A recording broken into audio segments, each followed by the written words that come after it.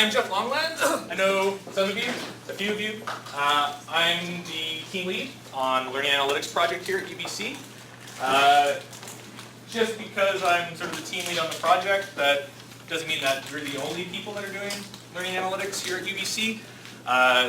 There is a community of learning analytics and scholarly research in learning analytics that far predates our institutional project, and I encourage you to join us after the keynote. We have a little showcase. We'll be talking about some of the other work that's been going on here at UBC. Before we get going, I'd like to acknowledge that we're gathered here today on the ancestral, the traditional and unceded lands of the Musqueam people.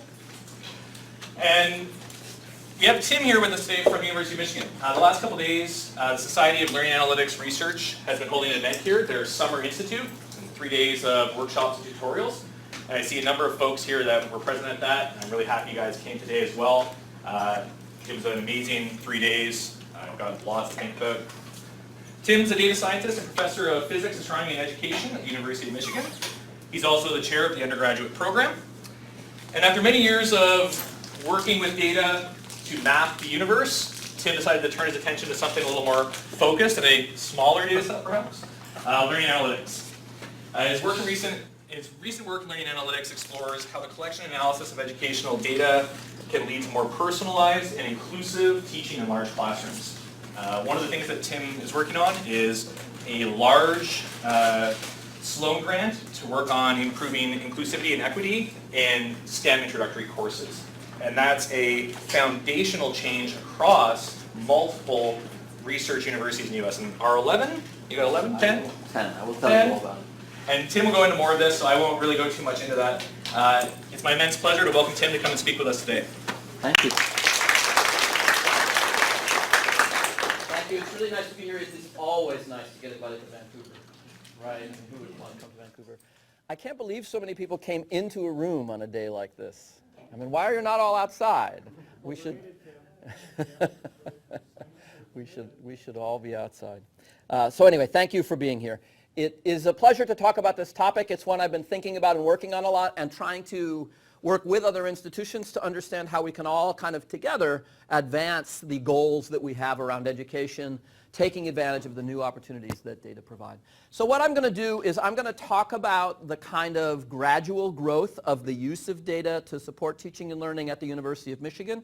That story will be partly a personal story. How did I get involved in this? Because I didn't start out doing this kind of work.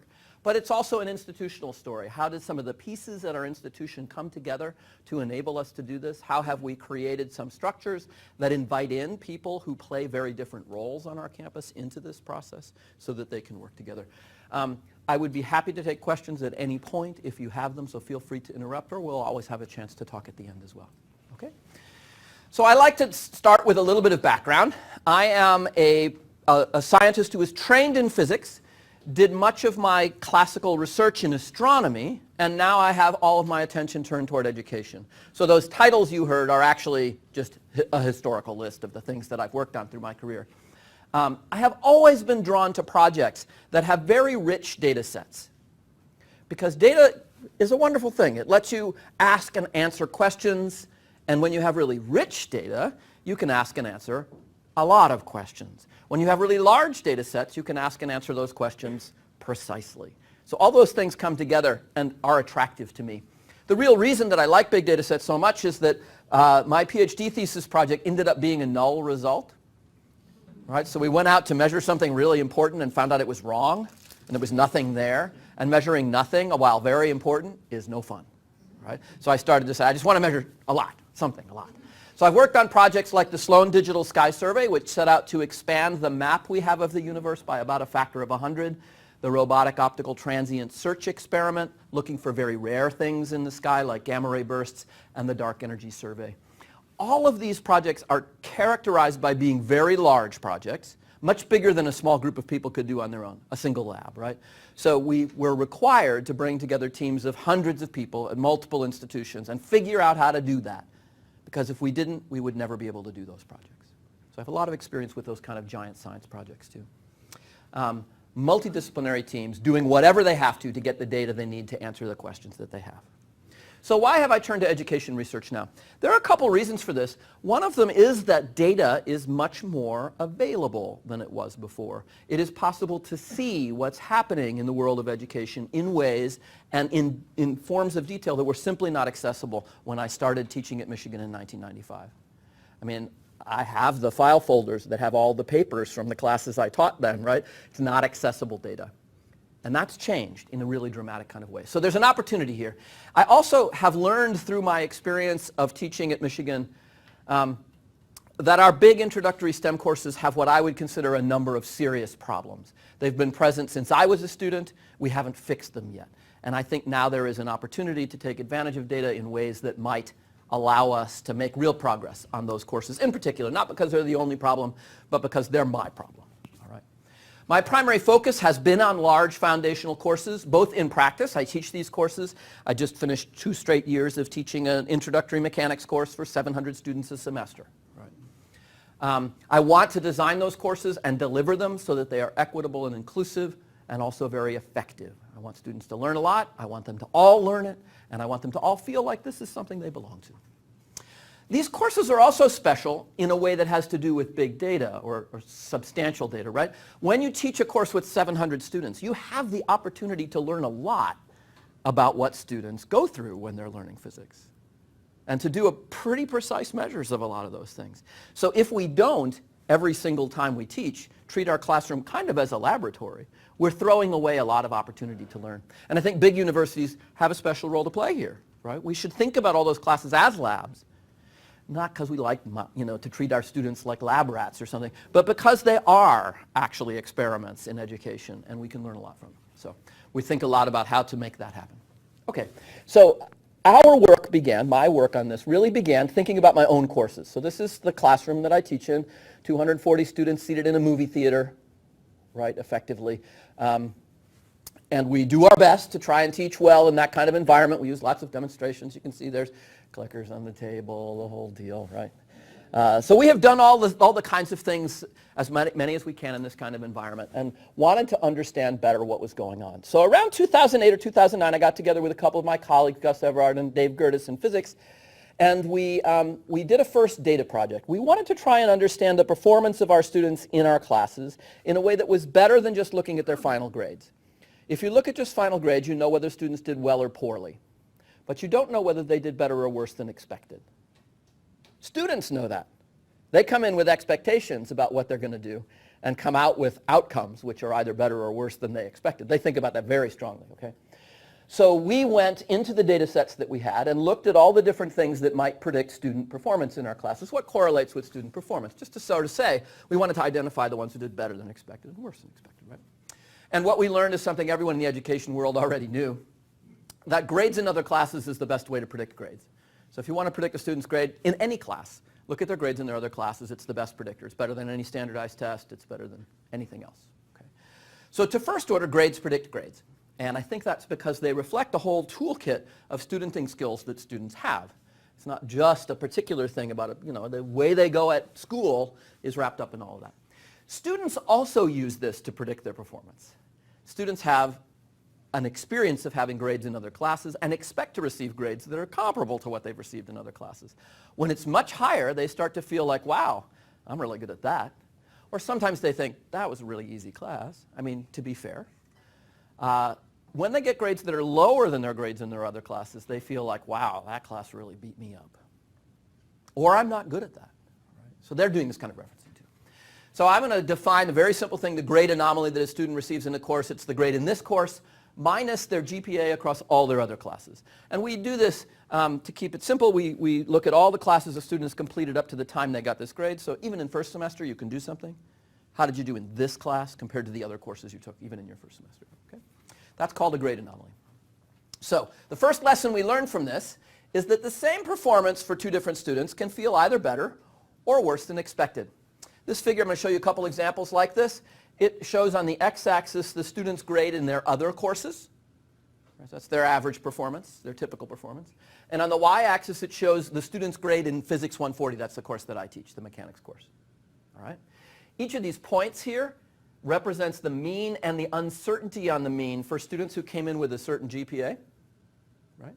and the dashed lines represent the 1 sigma dispersion. So there's a relationship between performance in other courses and performance in this course.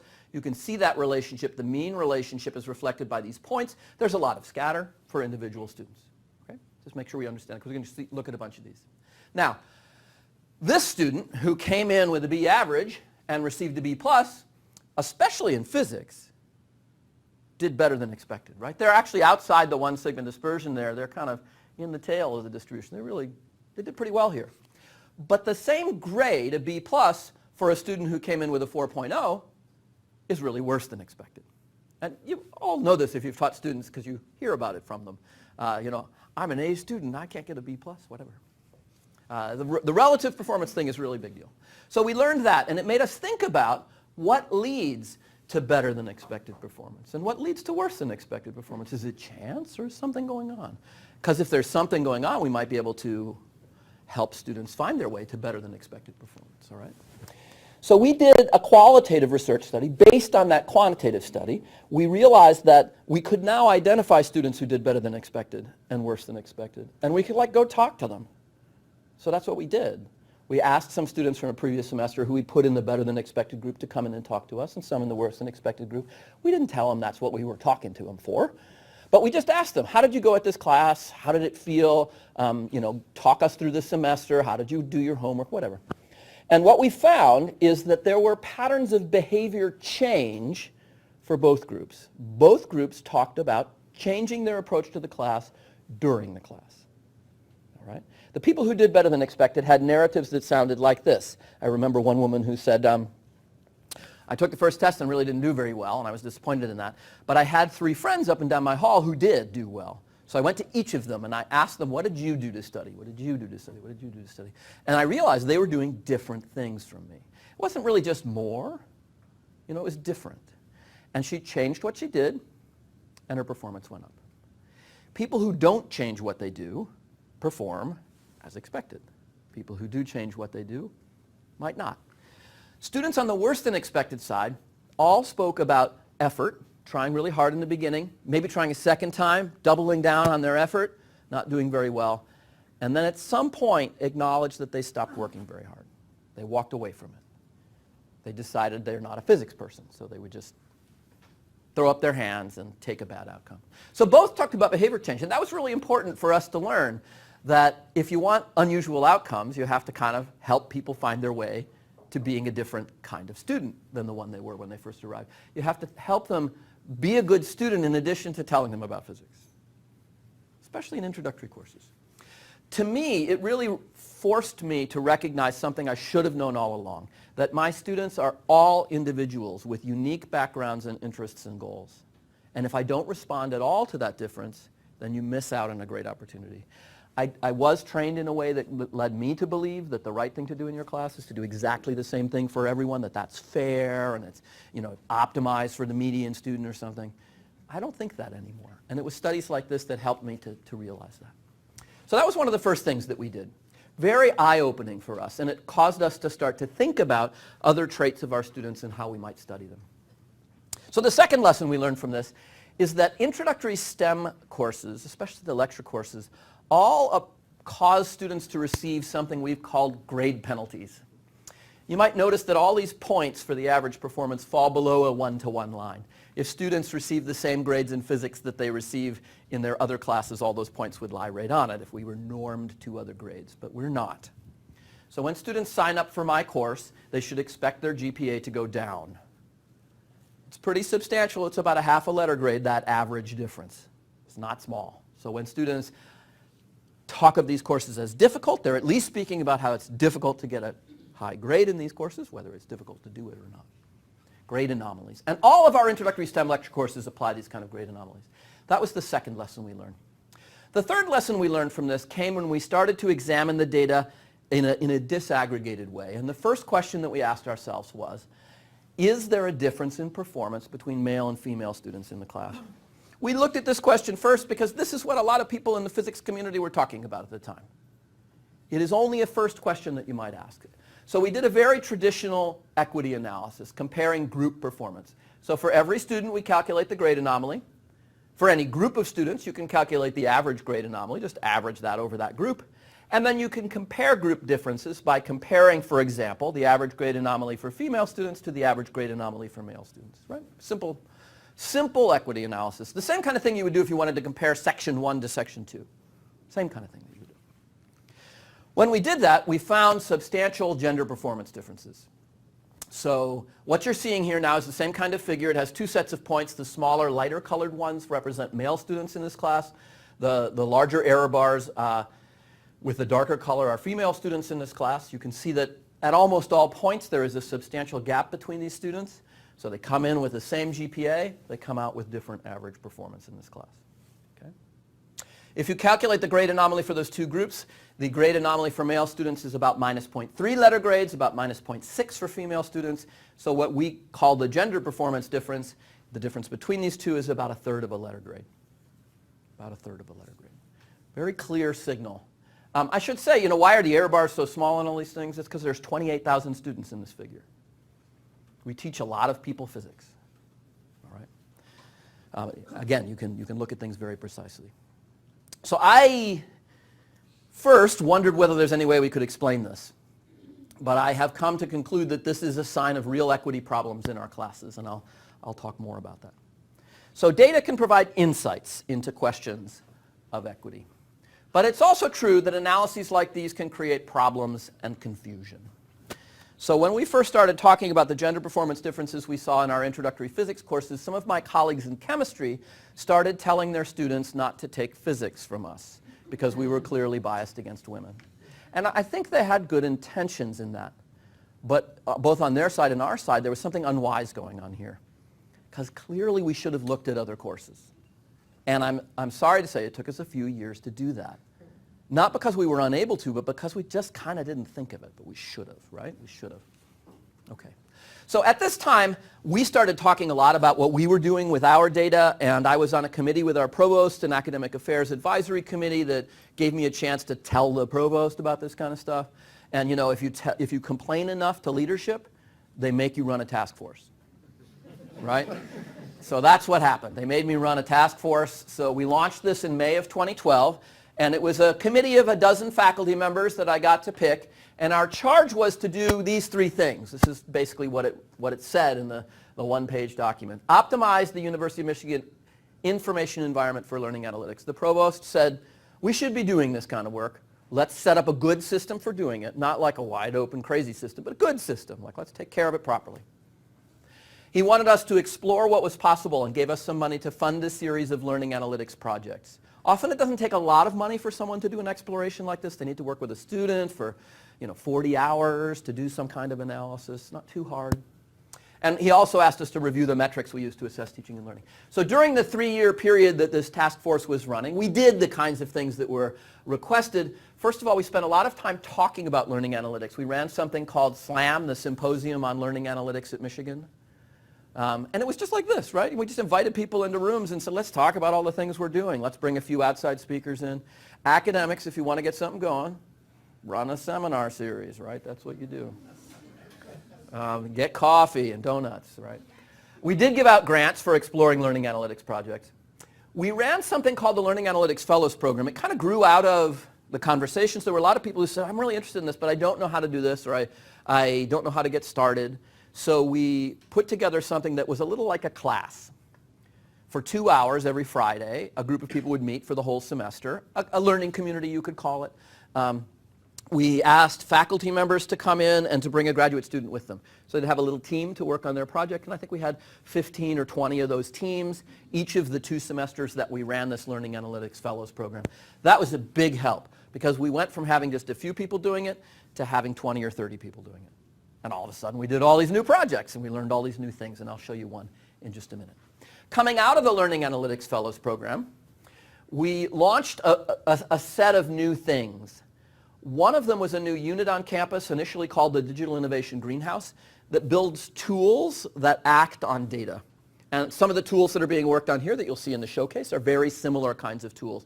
Things that would let you communicate with students like OnTask does, based on information about them, reporting tools that would help you see what's going on, so on. We took the Learning Analytics Fellows program and I made a MOOC out of it because other institutions wanted to use it too, called Practical Learning Analytics. One of the most important things we did was to build something called the Learning Analytics Data Architecture. And what Learning Analytics Data Architecture was about wrangling our data and making it available to researchers. So let me just put up the slide about that. What we did was to create a research-focused data set that contains information about students at the University of Michigan, and it goes back to about 1996. The purpose is to allow people to answer typical learning analytics questions without needing to go into the swamp of databases that are actually used to run the university. All that data is out there. It has to be in a complicated organic system in order to run the university, but for researchers to get into is very hard.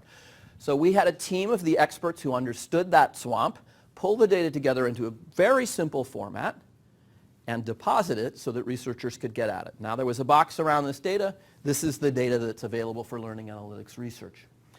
They didn't create it as a product. They created it as a process, right? So they built a loading system that allows them every semester to push a button and a new copy of this data is created, right? What they really do is they update that pull every semester, so it gets richer and better as time goes on. But they can do it very, as much as they have time to do. They don't have to make big changes. How do you get access to it? There's a very straightforward system that was created as part of this for getting access. A researcher who has a project they want to do in this data writes a description of the project. They sign an MOU with the university saying, this is what I'm going to do with the data, and I'll get rid of it at the end. They have to get IRB approval before they do their project, and then they get the data. Almost every researcher gets anonymized data because that's all they need. Now, I will say anonymized data is not fully privacy protecting at all. It can all be re-identified if somebody wants to do that. But for most researchers, they don't want to do that, and they feel much more comfortable working with anonymized data. Right. So this was a huge help for us because it enabled us to have many more people work on this data much more freely. And so this kind of architecture was an important product of that. I will say it was inspired by the work that we did in large science projects. So when I worked on something like the Sloan Digital Sky Survey, a project that has very important open data goals, right? We really wanted to we were actually required to give away the data to the public. We also had a very complicated database to run the project, and no one could use it except the experts. So if we just gave people access to that, no one would ever done any science with it. So we created public data releases, which are very like this. Public data releases of our data. All right? So it's the same kind of model. It's not a public release, of course, because it's human subject data, but it's very similar. Okay. Let me tell you about two results from the dozens that came out of the Learning Analytics Fellows Program. The first is a kind of small example, a nice local one, and the second is one that has bigger consequences for us. So the first one was an analysis done by a colleague named Ginger Schultz with Amy Gottfried and Grace Winchell. We have a chemistry placement system on our campus. You probably do too, right? People take some kind of test at the beginning of entering college, which helps them decide where to start in chemistry. At Michigan, it's fairly strong because a lot of our students go straight to organic chemistry and skip over Gen Chem, right? About 2/3 of students do that. But the remainder of them will be sent into a general chemistry class for a semester, and then they go on to organic chemistry, okay? So the notion here is clear. There are some students who really will benefit a lot from doing Gen Chem first before they do Orgo. That's why we have them do it. Because it's a big deal, right? They spend a whole semester in general chemistry, a tough class with low grades, right? Right when they're starting college. I mean, it's a big thing that we give them this advice. And the students we don't give that advice to skip over it. So the idea is it's going to lead to a big difference in outcomes.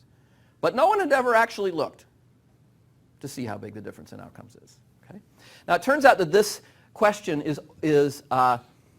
you can address this question with a pretty nice form of analysis called regression discontinuity analysis. Okay? The idea of a regression discontinuity is, let's say that performance in this course depends on that placement exam score. People who had low exam scores, if they went on, they'd get a low score. People who had high exam scores, if they went on, they'd get a high score, right? So there's some kind of correlation. There's a point in that where we tell them, take Gen Chem. And on the other side, we tell them, take Orgo. Right around that point, the students are the same, right? There's some noise in that measure, so they're the same. So if you look at outcomes in this class as a function of this, for people just below the line, they got a treatment. They were sent to Gen Chem, right? And the ones just above the line were not. So it's almost like you've done a random controlled trial right around that regression discontinuity. Okay? So let's look at that and figure out how much gain do they get by going and spending a semester taking organic chemistry. All right? So this is that figure. What you see here is the chemistry placement rating. And what you see here is a grade in a later class. And you can see there's a correlation between the chemistry placement test and the grade in the later class, right? And that there's a discontinuity at this point. That's the point where we send them to Gen Chem. So it is true that there is an improvement in the later class score for people who take Gen Chem compared to the ones who don't take Gen Chem. How large is that improvement? Well, if you put everything together, what you find is it's about 0.15 letter grades. It's real, statistically significant, well measured, but not enormous. I mean, the sense I think that people had was, you must take Gen Chem because otherwise it's going to be a disaster for you in this later class. But not so much, right? So now I think advisors are much more nuanced in the way they might talk to a student about it. For example, if a student is really excited about getting ahead in chemistry and wants to move on, maybe they should just go ahead and take Orgo. It'll be a little harder for them, but it's not like the bottom's going to fall out because they do that. And they'll be doing something new and exciting that they didn't see in high school, and lots of good things could come of it. So I think it's very interesting. The other thing that Ginger and her colleagues learned in doing this analysis is that the nature of this advice is not going equally to all students on campus. So it's also having kind of equity implications, right? So this is the distribution of people who placed into Orgo or didn't place into Orgo. And as a function of ethnic categories that are reported by our students, 2 or more, Asian, African American, Hispanic, not indicated, and white. So the fraction of African American students, for instance, that make it into organic chemistry right away is very small, vastly smaller than the fraction of Asian students who do. This wasn't intended, but it's a fact that it's going on and makes one want to think about these kinds of systems. So something we didn't know about before. So that's a first example of something that came out of the Fellows Program. They wrote this up as a very nice paper. You can go read all the details if you want to. It's a nice example. If we have things like that going on, someone should look, right? Big consequential advice is being given. Students are spending tons of time, effort, energy. Maybe it's right, but maybe it's not right, and someone should check. Okay. The second has to do with the gender performance differences we saw in physics. So remember, we saw it in physics. We talked about it. My chemistry colleagues said, oh, don't go to physics, right? We should have looked across the disciplines and asked, is this a problem with physics or not? The Fellows Program is when we did that. And the reason we did it is because we brought all these people in the room and we needed to have like an exercise for them to do. So we said, we got this gender analysis code. Why don't you run it on the class you're interested in? Right? And they did. And all of a sudden we plotted it all together. We were like, oh, I guess we should have looked at that before. Okay. So what did we find? We found that these gender performance differences exist in all of our large introductory science and math lecture courses, including economics. So this is a microeconomics course, very similar kind of structure to what we saw in physics. Okay. We calculated this then across all the courses on our campus, especially all the large courses on our campus. And we have a paper out that you can go read all the details in. This is kind of the pattern that we found. There are 2 things plotted here. On the x-axis is the overall grade anomaly of the course. So a course that gives students higher mean grades than they usually get is on the right-hand side. A course that gives students lower mean grades than they usually get is on the left-hand side. Then on the y-axis we have this gendered performance difference. The average grade anomaly for females compared to the average grade anomaly for males. Courses which favor females are above this dashed line here. That's the 0 line. Courses which favor male students are below that dashed line. And on this figure, I've plotted all the introductory science and math lecture and lab courses on our campus. And what you see is all the lecture courses sit in a big group down here, very low average grades and large gender performance differences. And all the lab courses live up here. Grades that are more or less normed against other grades on campus. They're not a lot lower than normal. They're a little bit higher. And very little gender performance difference in those classes. We didn't know this till we built a community and looked at it all. Right? That's what enabled us to discover this pattern of gender performance difference. You have to, you cannot look at this and not read this list and say, why are they down here? What is similar about these? Well, one of them is Bio 171. That's ecology and evolutionary biology. It's really not a very mathematical class, so it's not just like math. What is it that makes them all the same? So I've come to believe that one of the traits these courses all share is that they are evaluated mostly using high-stakes timed examinations, and that is actually quite unusual on college campuses for the bulk of evaluation to be that. We're used to it in the STEM intro course. That's what we do, right? But that's not because it's normal. It's just what we do. And I think that plays a role in this. Okay, so we discovered this pattern on the Michigan campus.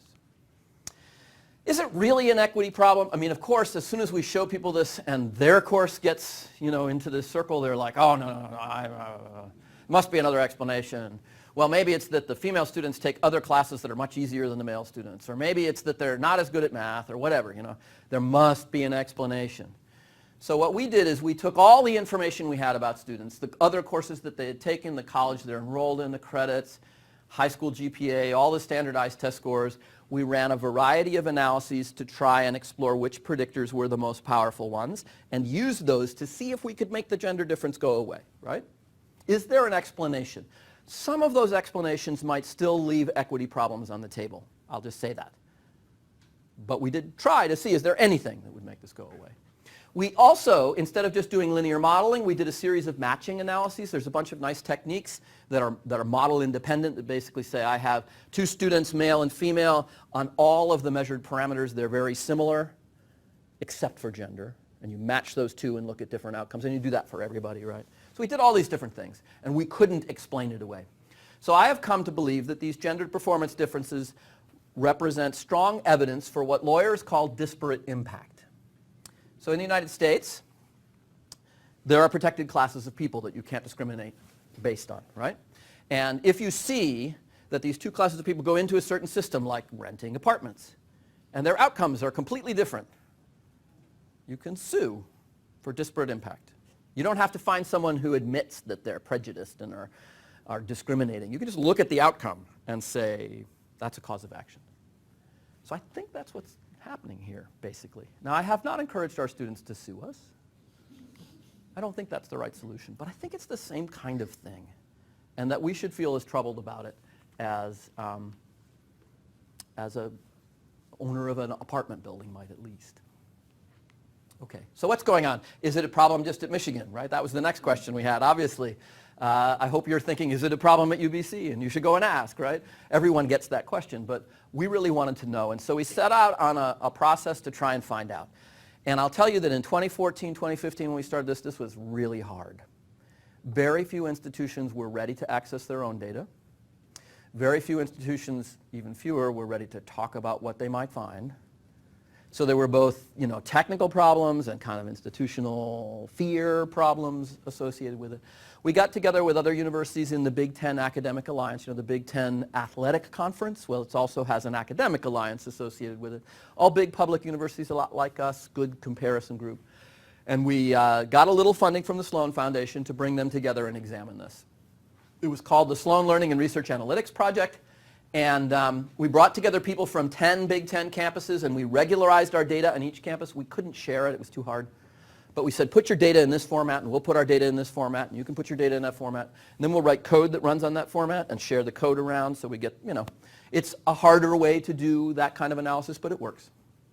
We had 52 people involved from 10 institutions. In the end, 5 of those institutions left the process and said, we can't talk about this. But 5 stayed. So the main example analysis was we looked at these patterns of grade, penalty, and gender performance difference on 5 institutions, 172 courses, almost 700,000 students in the analysis. Okay. I'm going to show you some kind of early raw results because it's kind of neat to compare them in a visceral way. What you're looking at here, and for this little set of slides will be like this, the same kind of plot, a little different colors, same kind of plot, male and female students in different bins, right, a one-to-one line. This is the Introductory Physics for Engineers course at Michigan, and at 3 other institutions. I can't tell you which ones they are. I'm allowed to tell you it's Michigan because we do that now. I've also put the number on for what the gender performance difference is averaged over those classes. So 0.23 letter grades, 0.24, 0.22, and 0.15 letter grades. Modest but significant differences in physics. Now I'm going to show you some more classes. Same structure, okay? So this is Econ 1, microeconomics, on all 4 of these campuses. 0.32, 0.31, 0.30, 0.36. Interesting things here. Notice that this one The average grades are about normed against other grades on this campus. But there's still a gender difference. No grade penalty, just a gender difference. Right? Oh, no overall grade penalty, right? Some of the others, grades are much lower than the rest of the campus, right? So you see different things when you look at different places. I think those grading norms are, they're local norms. This is organic chemistry. Smaller but still significant differences, about 0.2 letter grades on most of the campuses. All right. This is a chemistry lab. 0.01, minus 0.01, minus 0.08, 0.09. Interesting. Right. So we put all that together into a paper. The references here. Becky Matz at Michigan State University led this paper. It came out at the end of 2017. Patterns of gender performance difference in large introductory courses at 5 research universities. We broke it out by discipline to sort of see whether there were disciplinary differences. Each of these plots shows you individual courses with symbol sizes that are course size and colors that have to do with whether it is a lecture course, a lab course, or a mixed course. Some of the places, lump them together. So we tried to show all that. And I'll just call attention to the chemistry one, in part because general chemistry is very often the first science course that people take when they come to a college campus. And what we see there is that, first of all, most of these courses have really big grade penalties. Like if you read down to this axis, it's like 3/4 of a letter grade. Really, people get hit pretty hard by these classes. And that's, remember, in their first term, their grade in chemistry is way different from their other grades. And they have large gender performance differences, 1/3 of a letter grade. So a double whammy for female students. Okay. So at this point, we started to ask ourselves this question. How could the same environment affect different students differently? And I actually used to think this was a valid question. Now I think it's like the most obvious, the answer is the most obvious thing you can imagine, right? People are not the same. So the same environment does not affect them equally. But really, we were like bemused by this. Oh, I don't know. So now it seems obvious to me that there are many ways this can happen. In fact, it's inevitable that it will happen. Every environment will affect people differently. If you're not thinking about that, you're making a big design mistake. In fact, I think very often in universities, we have made a design decision. We've designed for a certain kind of person who is often very like the faculty member. Right? Okay. I want to take some time here now to talk about getting beyond gender. As I said, we started doing this analysis with just gender. It's what everyone was doing in physics, and it's the only thing we thought of at the time. But as time has gone on, we've thought and recognized that this is not about gender. It's about identities, and identities are incredibly more complex than binaries like male and female and gender. Even if you just want to talk about gender, it's more complicated. But people are much more complex than that. There's a very strong emerging literature about the ways in which data systems datafy people, collapse them to a formation which is not real, but begins to seem real because there it is in the data set, right? A colleague of ours at Michigan, John Cheney-Lippold, wrote a book called We Are Data that's specifically about this, and he writes about the way data systems collapse complicated social identities to simple measurable types. He advocates for ideas of keeping clear when you've measured it and what it really is. Right? The measured thing could be useful and everything else, but it isn't the thing. So for example, if you have a data system that records something about gender in it, you might want to label that column with gender at least in quotes. Like it's not really gender, it's the gender data thing. Right? Gender is a real complicated identity that's out here in the world. So he talks about that. It's also true that in addition to collapsing people in this kind of way, most of our analyses just do unidimensional things. Compare two groups, right? Forget about the rest of the identity. So you're male or female, it doesn't matter what the rest of these things are about you. But it does matter what the rest of those things are. So how could we explore the complicated identities that people have in a better way than we were doing? This is something we've been working on for the last few years and thinking about, and I would love to think about it with all of you, try to figure out better ways to do this. So let me show you a few things about it. First of all, we're not the first people to think about this by a long shot. There is 30 years of really great feminist scholarship writing about intersectionality and social identities. They're just not separable. You can't pull these things apart and say you're this, and then in another context you're that and that, right? It doesn't work that way. So people like Angela Davis and Kimberly Crenshaw invented this concept of intersectionality in the 1980s, and people have been working on it ever since. I'm going to talk about some of the ideas that come from a paper from Leslie McCall in 2005. She called it The Complexity of Intersectionality, and it's kind of a methodology paper. It kind of says, all right, this is the problem. How might you analyze data in ways which are sensitive to this? All right? So McCall talks about three big different ways to go at this. One she calls intercategorical complexity, and the idea here is, all right, we've got these labels in our data system. We know they're not perfect, but most of those labels are in there because our systems use them. Right? They're socially powerful, they're bureaucratically powerful. So we should at least examine the way people's identities intersect across all of those categories, even though we know they're not perfect. We can document then relationships of inequality. A second approach is to recognize that everybody who's in the same box is not the same. Intracategorical complexity. Take the people who are in one box and pull them apart. See how different they are, because they actually are going to be a lot different. And finally, the ultimate goal is to get rid of categories. You know, a category says you two are the same. You're in a category. You're just the same, right? But it's not true, right? People actually live in a complete continuum of all of these kinds of parameters, and we need to think about how we might get here. We're not there. I don't know how to get there, but this is the kind of goal. So first, let me show you an analysis related to what we just talked about that probes intercategorical complexity. What's on this figure now is a set of points for male and female in introductory science lecture courses, a whole bunch of courses aggregated together just to do a first analysis. And then what you see up here is for the same group of male and female students, lab courses that they're in. So there's a small gender difference in lab courses, a bigger gender difference in lecture courses. And then we've included the points for 4 racial and ethnic categories that are recorded in our data systems. And what it allows you to see is that there are intersections between these identities. So that if we went forward and we talked to all students in our classes as if being male means this and being female means that, we would be wrong. Right? It isn't that simple. African American male students in this class pay grade penalties that are larger than white female students do. And we would have erased that if we didn't look. So beginning to do this kind of work is a starting point for seeing what's going on, at least. Intracategorical complexity is another thing that you might want to do in order to understand what's going on. So what's shown in this figure is the actual individual grade anomaly, each student's grade compared to their GPA. Each student has one of those numbers, right? And we show you the distribution of those grade anomalies for female and male students in 3 different semesters of introductory physics. The average differences are here. So you can see there's an average difference of close to 0.3 letter grades in each of these semesters, just like we saw overall. But this gives you a very different impression of that average difference than that average number did, right? You can see there are female students who do quite a bit better than expected, and male students that do a lot worse than expected. And maybe what's going on here is there's something very loosely parallel to gender. Loosely parallel, that's a terrible term. Loosely aligned with gender. You can't be loosely parallel.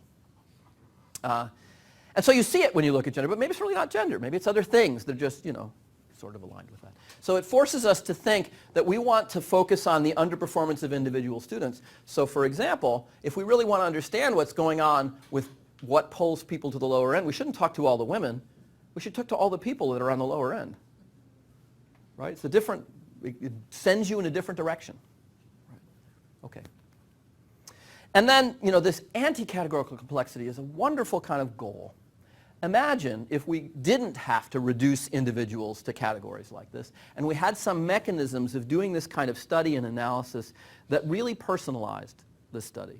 So we could really recognize that every one of you here in this room is actually different. There is no one category that includes even 2 of you.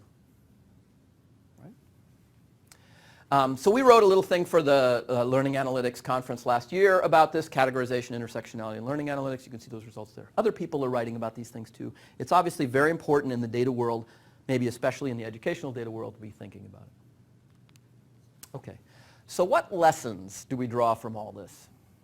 I think there are a couple of big lessons, and I want to tell you about how we have reacted to those lessons.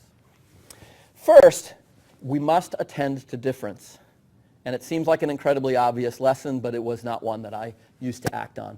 It's essential that we do this and that we use data to monitor what's happening with equity, and we try to explore inclusion. This is especially important in large foundational courses, both because they're good places to study it, but also because students are at their most diverse when they arrive in these courses, right? They're coming from wildly different backgrounds, and as they come through our system, we actually regularize them to some extent. So by the time they get to your junior level quantum mechanics, they're a little more the same than they were in their first semester. So it's especially important at that point. Not just in our own classes, it's not just my problem for my class, but across the landscape. I mean, this is happening everywhere. So I want to work on it everywhere. I want everybody to go to work on this. And it's not just about gender, it's about all individuals. Shouldn't have been a surprise. In fact, the idea that you need to use data to do this, think about other places where we're pressing for equity in our society. Would we be talking about pay gaps if there was no data? I don't think we would. They'd be there. Each individual would feel it. They'd look left and look right and think, wow, I'm really not getting paid very much. But they wouldn't know, right? They wouldn't know that this was happening. Things like proposal biases. Lots of great work has been done on biases in review processes recently, only possible because of data. We would never know these things without it. Same is true of sexual harassment. We need to have data in order to address these questions. So attending to difference is the first thing. The second thing is that we need to think about how to engage in really systematic reform. This is not a problem with physics courses at Michigan. It's not a problem with STEM courses at Michigan. It's a problem with STEM courses everywhere, with the way we approach introductory science teaching. I think there's strong evidence that suggests our students can learn these introductory science topics, but we've created environments in which some people learn them and other people don't, and that those differences are not solely on the student. Right? They're based on us. It's not a problem for my class or yours or for physics or chemistry. It's for all of us. So we really need to work together to counter it. And so that's what we're trying to do now. So let me tell you a little bit about that. To create generational change in this, I think we need a new kind of model. I think back to the kind of model we needed when we wanted to map the universe. I couldn't do it by myself. We needed to get a whole bunch of people together and figure out how to do it. So I think we need to build those kinds of collaborations. We need to build the teams we need to do it. And I think that means we should aim for new norms for these classes, new ways of thinking about how foundational STEM courses should be taught. If we could change them in a coordinated way across 10 or 20 universities, the rest of the world would see that. It would be different from where we are now, when one university does something kind of crazy in their intro courses and everyone else says, nah, I don't want to do that, right? Somehow it has to get to that point. I think we also need a new form of motivation. I talked with a few of you here about this. For a long time, the science education community has been pushing improved learning gains as the motivator for change, right? And it is a good motivator, and people should change, darn it, because of that. But it's been 20 years, and they haven't. So I think we've done the experiment. It's not enough. We need something else. And I think equity can be that. When we started really openly speaking about equity and working on it on our campus, people started to show up to work. I would give a talk, and 3 students would show up at my office during the next week saying, I want to work on that. Because it's a real problem. They know it's a problem. It excites their energy. So I think equity and inclusion should be at the center of this kind of movement. They should provide the standard for this. I would like to say that a course can't be excellent unless it not only is equitable and inclusive, but that it can show that it is, that it's attending to that, not just asserting that it's true. So I would like to see that become a standard. Now, when I've talked about this in the past, sometimes people say, but no, it has to be rigorous too, right? I mean, that's the first thing. And I agree with that. But I think hidden in that statement is the assumption that the only way to make it equitable and inclusive is to dumb it down. And I disagree with that. So I want to start by just saying, let's make it equitable and inclusive. I think we can make a great course like that. We can disagree about it if you want. We have launched this collaboration with support from the Sloan Foundation, 10 big public universities in the United States. 5 of them are Big Ten universities, some of our former partners in this. So Michigan, Michigan State, Indiana, Purdue, and Minnesota. 3 from the University of California system, Irvine, Davis, and Santa Barbara. Also Arizona State University and the University of Pittsburgh. Together we enroll well over 350,000 students. It's a big gang of people. We all teach these giant introductory STEM courses together. We face the same kinds of challenges. So all of these places have agreed to give access to local data to their local researchers and to allow them to share the results. We're, again, not sharing data. Maybe someday we will, but we didn't want the lawyers to be involved at the start. So what are we going to do? For the next 3 years, we will engage in a set of parallel analyses and comparison of the results focused on equity and inclusion in STEM. We have many people on those 10 campuses who have already conducted experiments on their own campus with interventions, with measurements, with changes to course structures. They would love to expand those to other campuses. Now we have a collaboration of 10 institutions ready to go, where everybody's agreed to talk about their data already, right? Imagine writing the NSF proposal to say, I'm going to do this on 7 campuses. Oh, and they've all already agreed to do this. It's a lot nicer proposal to write than the one where you say, I think I can talk them into it, right? Different thing. We will engage in continuous collaboration, just like giant science collaborations I've been involved in before.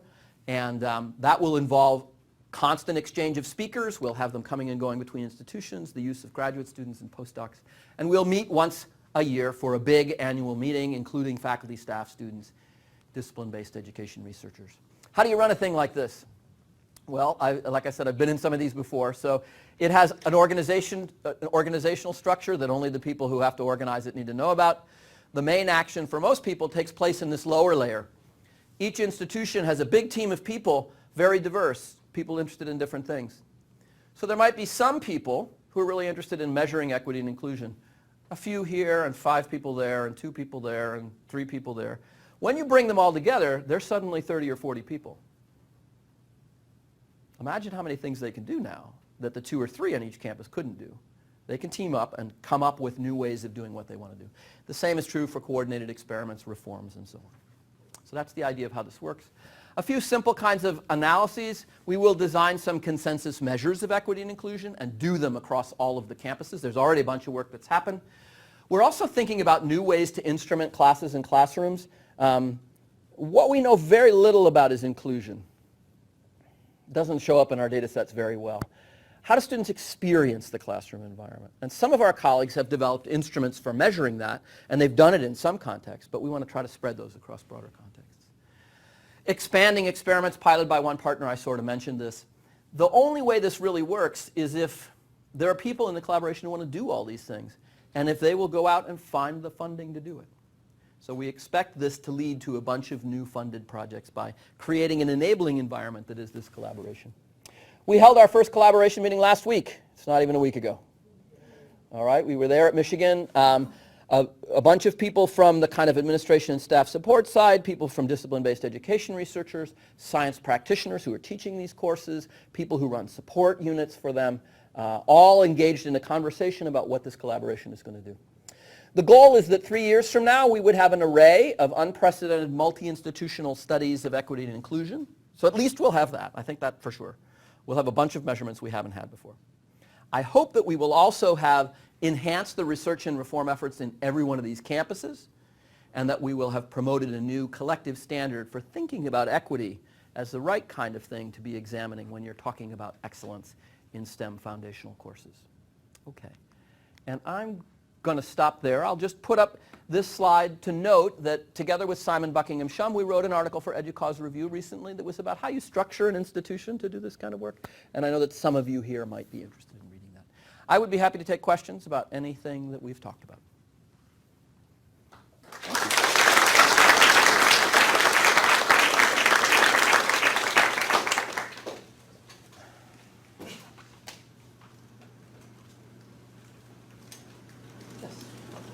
Excellent talk. Thank you so much for sharing your insight with us. I'm a big proponent of data collection and data analysis.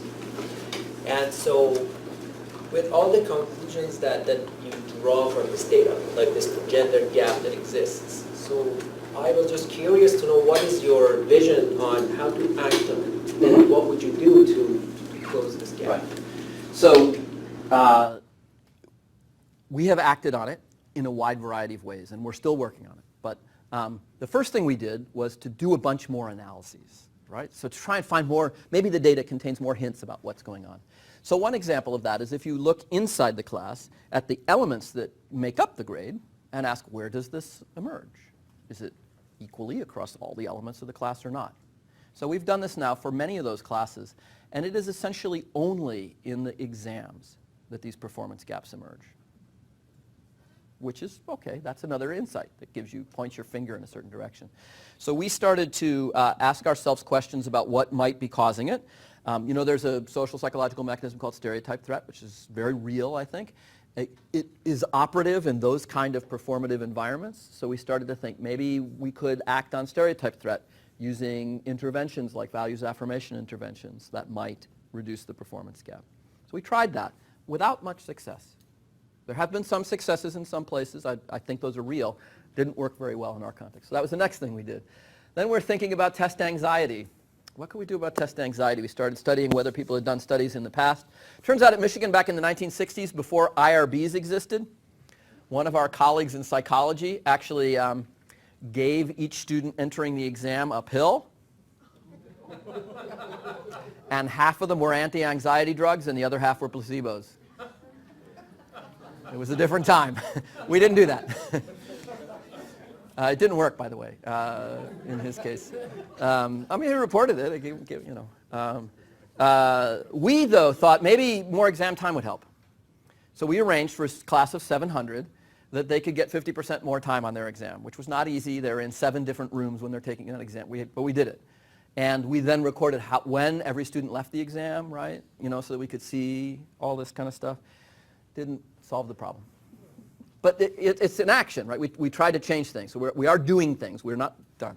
What we're doing now is trying to restructure the introductory physics course so that it doesn't rely very much on exams. I think that probably will be part of the solution.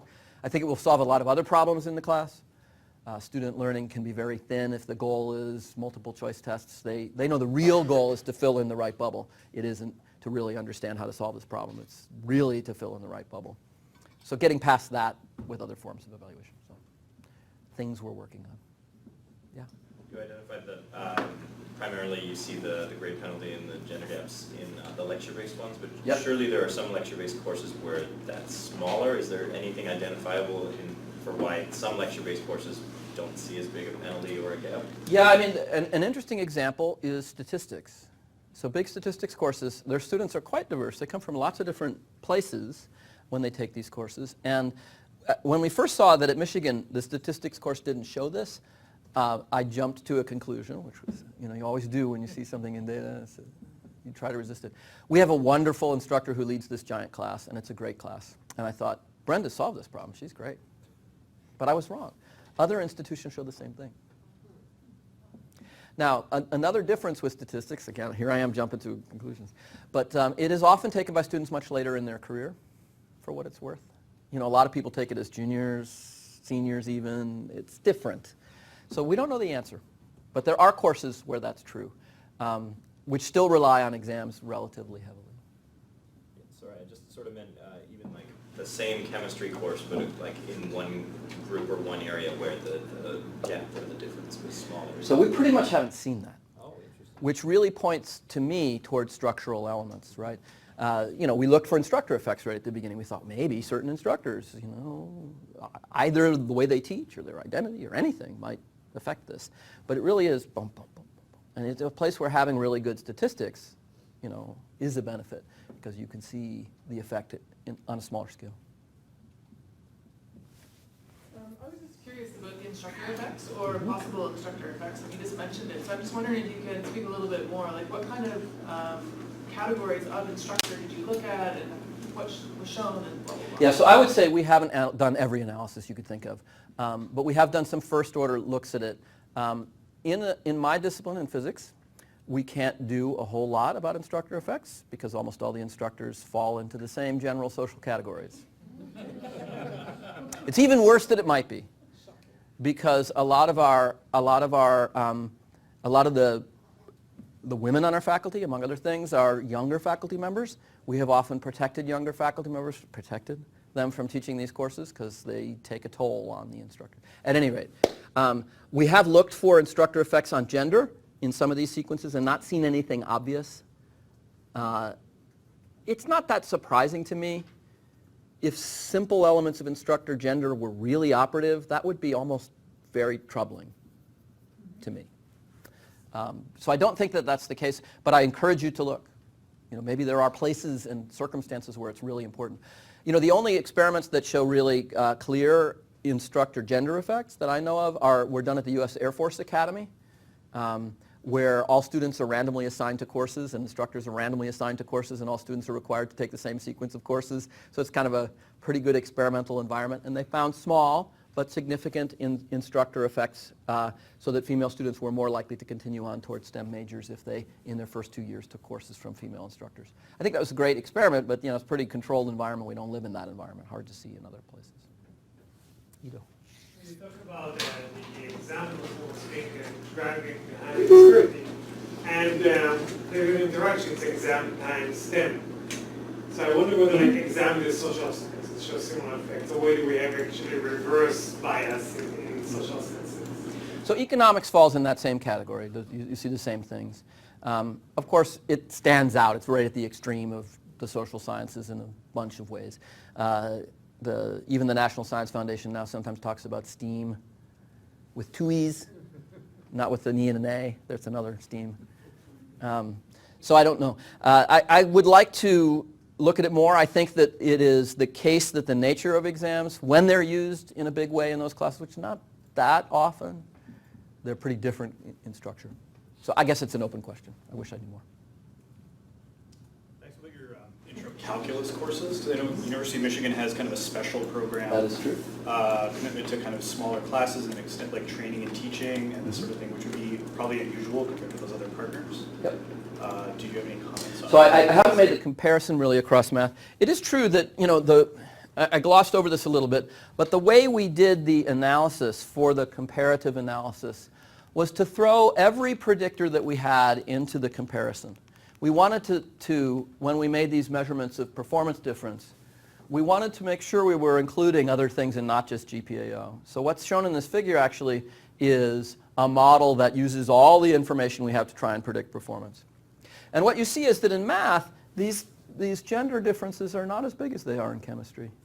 And that's because, I mean, the main reason is because standardized math test scores like ACTs are more predictive of introductory math classes than they are of anything else. So they kind of account for a difference more effectively. I'm not sure that's fully solving the problem because those standardized test scores also show gender performance gaps. So you see it here and you see it here and you say this one explains this one. And that might be fair, I'm not sure, but I worry a little bit about that. It is true that our calculus is not taught in a giant section. It's taught in many sections of 18, hundreds of sections of 18, which means, you know, it's a nice solution in a way, but it means you have to hire hundreds of people and train hundreds of people to teach, and that's another kind of challenge of teaching at scale. So I think as we get into this comparison, it would be wonderful to have individuals in each discipline look deeply at each of these comparisons, understand the structure of the classes in all the places, and think about whether structural elements make a difference. And that's what we need to do. All right, can we do one more? Yes? So my question is, this is a great analysis of offer the insight on how institutions can solve such problems. I feel like that's a long shot, right? It takes a lot of research and people to get involved. But thinking from macro level, individual data, which is the student across the spectrum, is there any recommended measurement or recommended actions for those students to take actions on their own? Yep. Say you are falling into this type of scenarios, not categories. This type of scenarios, Right. you should take this type of measurements to make sure yourself is involved into such process and improve. Sure. Is there any recommended Yeah, so I think that's a great question. I didn't talk much about this kind of work, but another thing that data opens up is the possibility of understanding each individual in the context of everyone else who is or has ever taken this class, right? So we have built tools that enable us to watch, in a way, every individual student, what they're doing in certain ways, what they're doing inside a class, and how that might relate to the outcomes people have had in the past when they do those things, so that we can provide advice to students that might help them move toward that better than expected outcome, right? And we're doing research on how best to deliver that advice, right? A lot of people think hard about these questions. I mean, people in the commercial world are trying to nudge you to do everything, right? This is related. We want to help people behave in ways that will benefit them. can't make them, but we want to help them. So, for example, if you know that a student always starts their homework or their exam studying the day before the thing is due, and you can show with good data that people who start earlier do better, you could share that data with them and maybe say, here's what you're doing. Other people are doing this and they're having, that's one argument you might make to them. So there are lots of ways that this data can be used to the individual level.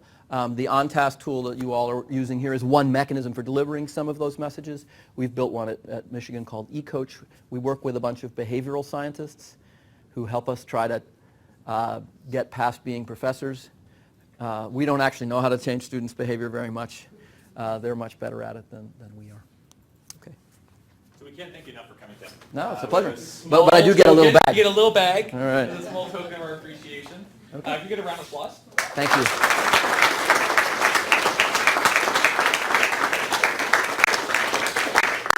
So I hope that served as some inspiration. I think that's highly relevant to some of the initiatives that are going on here at UBC right now.